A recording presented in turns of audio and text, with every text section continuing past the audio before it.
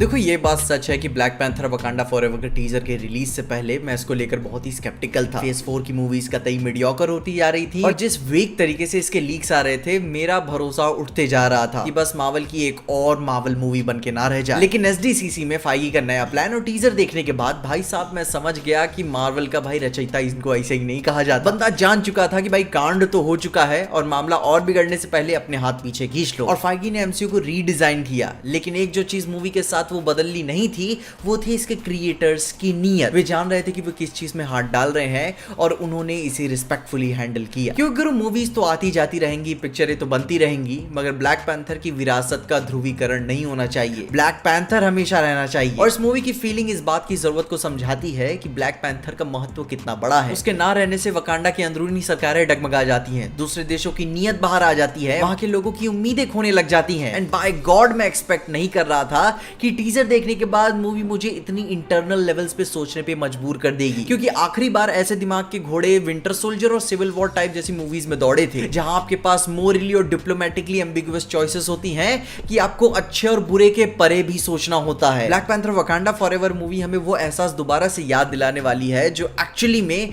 Marvel movie को एक Marvel बनाती थी। और मैं मानता हूं कि इस चमक धमक मस्ती मजाक जोक सोक्स में अपन सब भूल ही गए थे कि यह महसूस करना होता क्या है। Super hero movies were not always about intergalactic battles, time travel और फ्रिकिंग मल्टीवर्स, बल्कि जिंदगी का असली इम्तिहान निजी होता है। And I have a strong feeling कि मूवी मार्वल फैंस को दोबारा से अपने पास खींचेगी। जो मार्वल सैचुरेशन और फ्रेंचाइज फटीग लोगों के बीच में आ चुका था कि हाँ मार्वल की मूवीज तो ऐसी ही होती हैं, ये मूवी उस विशियस सर्कल को तोड़ेगी। क्योंकि this movie makes you feel like personal. बीमारियां किसी को पूछ के नहीं आती और दुनिया का सबसे ताकतवर इंसान भी उस सच से नहीं लड़ सकता। और इसीलिए ये मूवी हम सब के लिए बराबर हो जाती है कि असली जिंदगी का कड़वा सत्य यही है जिसको लेकर तुम कुछ भी नहीं कर सकते। अब खैर ऐसी बात नहीं है कि मूवी का main centre of attraction T'Challa की डेथ ही होगी, लेकिन हाँ उसका ना रहने से तुम्हें बार बार उसकी कमी खलेगी कि काश ये होता तो आज ही ना देखना पड़ता। ब्लैक पैंथर की फ्रेंचाइज हमेशा से ही अपने विलन्स को मेमोरेबल मीनिंग्स देती है, चाहे वो किलमोंगर हो, उसका बाप हो या फिर आने वाला नेमर हो। वकांडा की इस फ्रेजाइल स्टेट को देखते हुए नेमर की ऐसी एंट्री किसी अटैक की तरह नहीं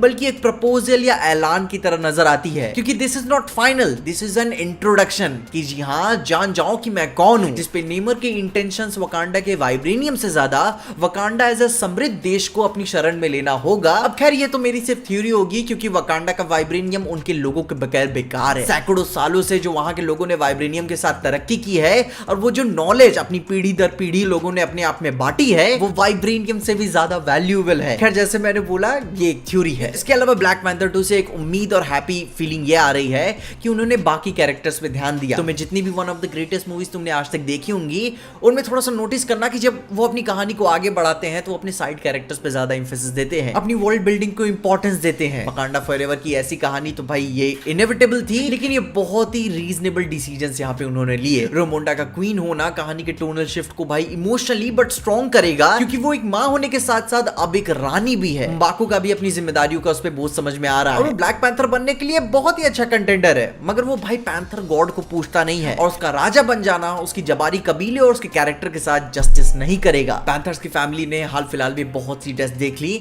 और मैं उम्मीद करता हूं कि अभी के लिए ये आखिरी होंगी। और इतना देखने के बाद मैं क्लाइमेक्स से कोई बहुत ही बड़ा मल्टीवर्सल चेंजिंग एक्सपीरियंस मैं एक्सपेक्ट नहीं करता हूं। ब्लैक पैंथर की कहानी हमेशा से ही व्यक्तिगत रही है और इसका अंत भी मैं निजी ही देखना चाहता हूं। खैर रायन कोगलर ने ब्लैक पैंथर को बहुत ही खूबसूरत तरीके से हैंडल किया और जो की बात ये हो सकती है कि भाई मैं रिलीज से पहले ही बहुत ही ज्यादा कुछ सोच रहा हूं, लेकिन मेरे दिल से आवाज आ रही है कि हाँ इसमें कुछ सेंस देखने को मिलेगा। खैर ब्लैक पैंथर से इतनी भारी उम्मीद तो नहीं थी, मगर लग रहा है कि ये कुछ अच्छा करेंगे। तुम्हें क्या लगता है कमेंट्स में अपनी ओपिनियंस मुझे जरूर बताना।